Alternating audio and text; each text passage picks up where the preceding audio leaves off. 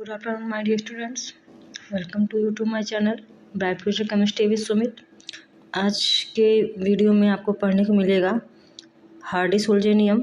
हार्डी-सोल्जे नियम किसे कहते हैं, ये किसके लिए दिया गया है, काफ़ी इम्पॉर्टेंट है, एग्ज़ाम के पर्पज़ से देखा जाएगा यूपी बोर्ड का 2022 का। तो इसलिए एग्ज़ाम होने से पहले आप ये सारी चीज़ें कवर करिएगा और पढ़िएगा, क्योंकि एग्ज़ाम को देख के आप ऐसी कोई चीज़ भी जो है छोड़ के मत जाइएगा जो वहाँ पूछी जाने वाली इम्पोर्टेंट होने वाली है और वो आपको 8 से 10 मिनट के अंदर आ जाने वाली है। तो क्यों आप अपना नुकसान करें, ठीक है।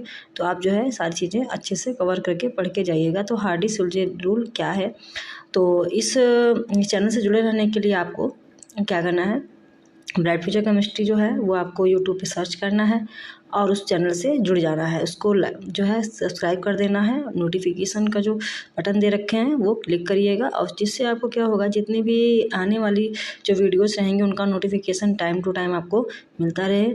और अगर आपको वीडियो अच्छा लगता है इस चैनल से तो आप इस वीडियो को ज़रूर लाइक करिए और अपने उन दोस्तों तक पहुँचाइए जिनको इस चीज़ की ज़रूरत है और जो एग्ज़ाम की प्रिपरेशन में लगे हुए हैं, तो उन तक जो है उनको ज़रूर शेयर करिएगा, उनको सब्सक्राइब करवाइएगा, ठीक है। फिर चलते हैं आगे कि हार्डी-सोल्जे रूल है क्या। तो हार्डी-सोल्जे नियम को समझने से पहले आपको सबसे पहले समझना होगा स्कंदन, क्योंकि हार्डी-सोल्जे जो नियम दिया गया था वो स्कंदन पे दिया गया था, कोगुलेशन पे दिया गया था कि स्कंदन है क्या। तो स्कंदन अगर देखा जाए तो कह सकते हो एक तरीके से किसी चीज़ का इकट्ठा हो जाना ही स्कंदन होता है, ठीक है। और दूसरी बात ये है, जो हार्डी-सोल्जे नियम दिया गया था वो एक, जिसे आपने 3 अवस्थाएं पढ़ी होंगी, सॉलिड, गैस और आपकी लिक्विड, ठोस, द्रव, गैस। लेकिन एक चौथी अवस्था भी केमिस्ट्री की लैंग्वेज में बोल देते हैं जो कोलाइडी अवस्था होती है। कोलाइडल अवस्था मतलब ना ही वो लिक्विड के फॉर्म में है, ना ही वो आपके सॉलिड के फॉर्म में है, ना ही आपके गैसेस के फॉर्म में है, मीन्स तीनों के फॉर्म में ना होके एक ऐसे फॉर्म में है कि ना ही वो लिक्विड का जो है फॉर्मेशन दिखाती है, ना ही जो है क्या बोलते हैं सॉलिड का, ना ही गैस का। उसी अवस्था को हम बोल देते हैं कोलाइडी अवस्था। मीन्स वो कैसी होगी, ऐसा कह सकते हो पदार्थ जो क्या बोलते हैं कि ना उनका आकार आयतन कुछ भी निश्चित नहीं होता, तो बोलो गैस नहीं, उनका क्या रहता है, वो एक दूसरे से दूसरी जगह पर बहते हैं लेकिन कुछ लिमिट के लिए बहते हैं और उनका वेट भी जो होता है, आकार भी निश्चित होता है और आयतन भी निश्चित होता है। तो वो एक अवस्था होती है, उसे कोलाइडी अवस्था बोल देते हैं। जैसे कि अगर एग्जाम्पल बोलोगे कि ऐसे कोई पदार्थ का नाम बताइए जो कोलाइडी अवस्था में आते हैं, एग्जाम्पल में जैसे आप ब्लड क्या होता है, वो लिक्विड के फॉर्म में तो होता है, लेकिन जैसे ही वो क्या होता है, आप कभी चोट लग गई है, कुछ भी हो गया, तो आप क्या देखो कुछ समय के लिए वो फैलेगा, उसके बाद में क्या हो जाएगा, वो कुछ समय के बाद इकट्ठा हो जाएगा, मतलब उसके बाद में फिर वो फैलता नहीं है, स्कंदित हो जाता है, कोगुलेट हो जाता है। जैसे कि आप दूध कह सकते हो, फॉग कह सकते हो, काफ़ी सारे एग्जाम्पल है, मुरब्बा है, मतलब काफ़ी सारे एग्जाम्पल हैं, जेली है, तो ये सारे के कोलाइडी अवस्था। तो अब जो दिया गया था आपका हार्डी-सोल्जे नियम वो स्कंदन पे दिया गया था और कौन सी अवस्था के लिए दिया गया था, कोलाइडी अवस्था के लिए। हो सकता है पूछ दे कि हार्डी-सोल्जे नियम जो दिया गया था वो किस प्रकार के विलयन के दिया गया था, जैसे कि आपका कैसा है विलयन, आपका ठोस विलयन है कि द्रव विलयन है, गैसीय विलयन है, कोलाइडी विलयन है। तो आप वहाँ पे टिक करके आएंगे, कोलाइडी विलयन के लिए हार्डी-सोल्जे नियम दिया गया था। और ये बोला कि किसके लिए था ये, तो आप बोलोगे सबसे पहले जो नियम दिया था वो स्कंदन के लिए दिया गया था, मतलब स्कंदन के लिए ही बताया गया था। तो पहले आप स्कंदन समझेंगे, जब स्कंदन समझेंगे तभी आपको हार्डी-सोल्जे का नियम समझ में आएगा। तो स्कंदन है क्या, किसी कोलाइडी विलयन में कोलाइडी कणों पर विद्युत आवेश उपस्थित रहता है, ठीक है, आवेश उपस्थित रहता है और यही विद्युत आवेश कोलाइडी विलयन के साथ स्थायित्व का एक कारण होता है। अगर आवेश ना हो तो वो कोलाइडी जो विलयन है वो एज अ लिक्विड सॉल्यूशन की तरीके से कार्य करेगा। मतलब यदि किसी विद्युत के द्वारा कणों को आवेश को नष्ट कर दिया जाए तो कोलाइडी कण आपस में संगठित हो जाते हैं, मतलब आपस में इकट्ठे हो जाते हैं और गुरुत्वीय प्रभाव से पात्र के पेंदे में बैठ जाते हैं, मतलब लास्ट में जो पेंदी में वो पात्र में बैठ जाएंगे। इस प्रकार आवेशित कणों का उदासीन होकर नीचे एकत्रित हो जाता है या बैठने की प्रक्रिया को ही स्कंदन कहते हैं। मतलब कोई भी आवेशित कण है, अगर उदासीन होकर वो नीचे पेंदी में बैठ जाते हैं, इकट्ठे हो जाते हैं, बस इसी क्रिया को हम क्या कहते हैं, स्कंदन कहते हैं। बात समझ में आई कि कोई भी कण आपका है कोलाइडी विलयन है और वो उनके पास आवेशित कण होते हैं, वही गुरुत्वीय प्रभाव से एकत्र होकर नीचे पेंदी में बैठ जाए, बस इसी प्रक्रिया को हम स्कंदन कह देते हैं। स्कंदन कैसे करते हैं? जैसे किसी कोलाइडी विलयन में स्कंदन की सबसे प्रचलित विधि है, जिसे बोलते हैं विपरीत आवेशित कोलाइडी विलयन। मतलब कि एक निगेटिव और एक क्या हो जाएगा आपका पॉजिटिव चार्ज आपस में मिला देते हैं। अब किसी कोलाइडी विलयन में विपरीत आवेश का पदार्थ मिलाने से कोलाइडी जो कण होंगे वो आपस में क्या करेंगे, ग्रहण कर लेते हैं और उससे उदासीन हो जाते हैं, उनका स्कंदन हो जाता है। मतलब अगर विपरीत आवेश के होंगे तो आपस में आकर्षित करेंगे, आकर्षित करते ही वो क्या हो जाएंगे, इकट्ठा हो जाएंगे। उदासीन होने के बाद क्या हो जाएंगे, वो इकट्ठे हो जाएंगे। अब इसी क्रिया को हम क्या बोल देते हैं, स्कंदन बोल देते हैं। अब ये स्कंदन को आपको समझ में आ गया होगा।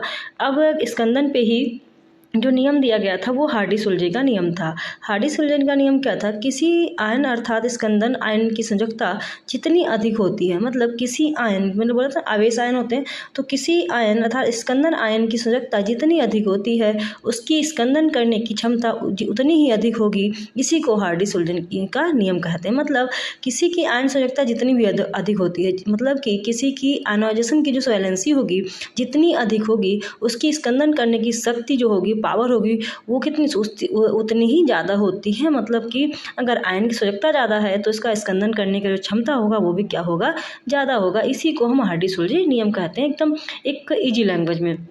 अब जो इनका नियम था कैसे बोल देते थे हम कि किसी ऋणात्मक कोलाइडी विलयन के स्कंदन की क्षमता जो का धनात्मक आयनों का घटता हुआ क्रम, जैसे कि जैसे एल्यूमिनियम का जो स्कंदन क्षमता होती है सबसे ज़्यादा होती है। मतलब जिसकी इस आयन की क्षमता ज़्यादा होगी उसकी स्कंदन क्षमता ज़्यादा होगी। जैसे एल्यूमिनियम पे 3 चार्ज है तो इसकी स्कंदन क्षमता ज़्यादा होगी। और जैसे आप बोल देते हो कि बेरियम की, तो बेरियम पे 2 चार्ज है तो इसका स्कंदन क्षमता कंपेयर टू एल्यूमिनियम से क्या होगी, कम होगी। सोडियम में 1 आवेश है तो मतलब बेरियम से कंपेयर क्या होगी, कम होगी। मतलब सबसे ज़्यादा यहाँ पे जो होगी किसकी होगी, एल्यूमिनियम की, उसके बाद में बेरियम की, उसके बाद में सोडियम की। इसी प्रकार धनावेशित कोलाइडी कणों के प्रति जो ऋणायन आवेश क्षमता क्या घटता हुआ होता है। मतलब जो स्कंदन क्षमता होगी वो घटती हुई होगी। जैसे कि फास्फेट पे है, सल्फेट पे है और किस पे है, क्लोराइड पे है। तो इनकी स्कंदन क्षमता कैसी होगी, जितना भी आवेश इनका क्या होगा, ज़्यादा होगा, उतनी स्कंदन क्षमता क्या होगी, इनकी कम होगी। तो जैसे कि फास्फेट है, सल्फेट है और क्या होगा, क्लोराइड है। ऐसे अब आपने स्कंदन समझ लिया, अब इनकी विधि भी समझ ली। अब इनका होता क्या है, जैसे किसी कोलाइडी विलयन का स्कंदन करने में विद्युत अपघट्य का वह आयन प्रभावी होता है जिस पे आवेश कोलाइडी कणों पर उपस्थित आवेश के विपरीत प्रकृति का होता है। जिसे धनात्मक आवेशित कोलाइड विलयन फेरिक हाइड्रोक्साइड कणों के लिए ऋणायन स्कंदन का कार्य करता है। ठीक उसी तरीके से किसी ऋण आवेशित कोलाइडी कणों का AS2S3 के लिए धनायन जो इस धनायन स्कंदन के लिए कार्य करेगा। कहने का मतलब है कि कोई भी अगर पॉजिटिव वाला आपके पास कोलाइडी विलयन है और कोई आपका निगेटिव वाला आवेशित कोलाइडी जो है विलयन है, तो उनका जो स्कंदन जो पावर होगा वो एक दूसरे की विपरीत प्रकृति का होता है। जो एक दूसरे से विपरीत जो है आवेश के होंगे उसका स्कंदन क्षमता उतना ही क्या होगा, अधिक होगा। कह सकते हो जैसे कि निगेटिव के लिए यहाँ पे आपका फेरिक हाइड्रोक्साइड कार्य करता था, वैसे ही आपका AS2S3 वो धनायन स्कंदन का कार्य करता था। स्कंदन मूल्य क्या होता है, जैसे कोगुलेशन वैल्यू क्या होती है, तो किसी भी विद्युत अपघट्य के मिली मोलों की वह संख्या जो न्यूनतम संख्या जो 1 लीटर कोलाइडी के विलयन के स्कंदन करने के लिए आवश्यक होती है उसे ही विद्युत अपघट्य का स्कंदन मूल्य या उड़नमान कहते हैं। कहने मतलब किसी भी विद्युत अपघट्य के ml में अगर देखा जाए, किसी भी विद्युत अपघट्य में अगर ml में मोलों की वह न्यूनतम संख्या होती है जो 1 लीटर कोलाइडी विलयन को स्कंदन करने के लिए आवश्यक होती है, उसे ही विद्युत का स्कंदन मूल्य या उड़नमान कहते हैं। पूछा था उड़नमान किसे कहते हो, तो आप बोल दोगे किसी भी विद्युत अपघट्य में अगर 1 ml की जो मोलों की न्यूनतम संख्या है, अगर वो 1 लीटर कोलाइडी विलयन के स्कंदन करने के लिए आवश्यक होती है, अगर वो हमें मोल की संख्या मिल जाती है उसे ही हम उड़नमान कह सकते हैं। मतलब कि किसी भी वो कोलाइडी विलयन में अगर हमें इसको स्कंदित करना है तो उसके लिए जो 1 ml मोलों की संख्या जो होगी बस उसे ही हम उड़नमान कहते हैं। जैसे कि जिस विद्युत अपघट्य का स्कंदन या उड़नमान का मान कम होता है उस विद्युत अपघट्य की स्कंदन शक्ति उतनी ही अधिक होती। मतलब जितना उड़नमान कम होगा उसकी विद्युत अपघट्य की स्कंदन शक्ति उतनी ही अधिक होगी, उतनी ही ज़्यादा होगी। उड़नमान कम अगर है तो स्कंदन शक्ति ज़्यादा, अगर उड़नमान ज़्यादा है तो स्कंदन शक्ति कम। अब इसीलिए फार्मूला बनता है कि स्कंदन मान इन्वर्सनल प्रोपोर्शनल टू 1 स्कंदन क्षमता। कह सकते हो एक दूसरे के क्या होते हैं, व्युत्क्रमानुपाती होते हैं। स्कंदन जो मान होता है वो इसका देखा जाएगा गुणन मान के व्युत्क्रमानुपाती होता है। तो इसीलिए बोला गया है किसी विद्युत अपघट्य के लिए स्कंदन का मान जितना कम होगा उस विद्युत के अपघट्य स्कंदन क्षमता का मान उतना ही अधिक होगा। एक दूसरे की व्युत्क्रमानुपाती होते हैं। अगर स्कंदन का मान कम तो आपका जो है क्या बोलते, स्कंदन का मान अगर कम है तो आपका क्या बोलते हैं, उड़न मान क्या हो जाएगा, आपका ज़्यादा हो जाएगा। इसका मतलब उड़न का मान कम होना चाहिए, स्कंदन का मान उतना ही बढ़ेगा, अधिक होगा। अब रच्छी कोलाइट क्या है, पूछा था रच्छी कोलाइट को हमें जो है परिभाषित करिए। तो रच्छी कोलाइट जब किसी द्रव विरोधी कोलाइट का द्रव स्नेही कोलाइड की उपस्थिति में विद्युत अपघट्य द्वारा स्कंदन रुक जाता है तो उसे रक्षण कहते हैं। मतलब कोई द्रव विरोधी अगर कोलाइड है उसका द्रव स्नेही कोलाइड में उपस्थित कर दें, एक दूसरे के साथ प्रेजेंट है, अगर उनको विद्युत अपघट्य द्वारा स्कंदन रुक जाए तो उसे ही रक्षण कहते हैं। अर्थात द्रव स्नेही कोलाइड द्रव विरोधी कोलाइड के विद्युत अपघट्य की द्वारा स्कंदन से रक्षा करता है, रच्छी कोलाइड कहलाता है। गोड नंबर आता है स्वर्ण संख्या किसे कहते हैं। स्वर्ण संख्या रच्छी कोलाइड में रक्षण प्रभाव को मापने के लिए एक इकाई है।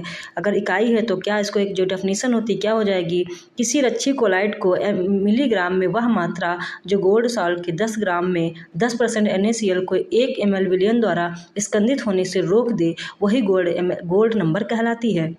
कहने का मतलब स्कंदन को जो क्षमता होती है उसको रोक दे तो वो संख्या जो है गोल्ड नंबर कहलाएगी। जैसे कि अगर अगर किसी भी कोलाइडी विलयन किसी भी कोलाइड विलयन अगर है मिलीग्राम में है, उसको हम 10 ग्राम में 10% NaCl अगर डाल दें 1 ml में तो वो अगर स्कंदन होने से रुक जाएगा, वही उसका क्या कहलाएगा, गोल्ड नंबर कहलाएगा। हार्डी सोल्जे के जो दो कथन थे वो क्या थे, किसी कोलाइड विलयन को अवक्षेपित करने के लिए जो विपरीत आवेश आयनों की आवश्यकता होती है, किसी आयन में जितना अधिक आवेश होगा उसकी स्कंदन क्षमता उतनी ही अधिक होगी। मतलब दो जो इनके कथन थे कि किसी भी विलयन कोलाइडी विलयन में अवक्षेपित करने के लिए विपरीत आवेशित आयनों की आवश्यकता होगी। मतलब एक ऋणायन होगा, एक आपका धनायन होगा। दूसरा जितना अधिक आवेश होगा उसकी स्कंदन क्षमता उतनी ही अधिक होगी। समान संयोजकता वाले अणु की स्कंदन क्षमता समान होती है, ज़्यादा संयोजकता वाले अणु की स्कंदन क्षमता ज़्यादा होती है। इससे स्पष्ट क्या हो जाता है कि अणुओं की स्कंदन क्षमता उनकी संयोजकता के अनुसार बढ़ती है। जैसे कि सोडियम, मैग्नीशियम, एल्यूमिनियम, स्टेनस, इनका क्या स्कंदन क्षमता का क्रम है। जैसे कि जितना ज़्यादा आवेश होगा उतनी स्कंदन क्षमता अधिक होगी, जितना कम आवेश होगा उसकी क्षमता उतनी ही कम होगी। तो ये था आपका क्या बोलते हैं, आपका गोल्ड नंबर भी बताया, इसमें रच्छी कोलाइड भी बताया, स्कंदन क्षमता बताया और साथ में हार्डी सोल्जे का नियम बताया। ये बहुत इंपॉर्टेंट है एग्जाम के पर्पज से। तो प्लीज़ इस चैनल को जुड़िएगा और लोगों को शेयर करिएगा और अच्छे से अच्छे नोट्स बनाइएगा। That's all, thank you, good bye, Jai Hind.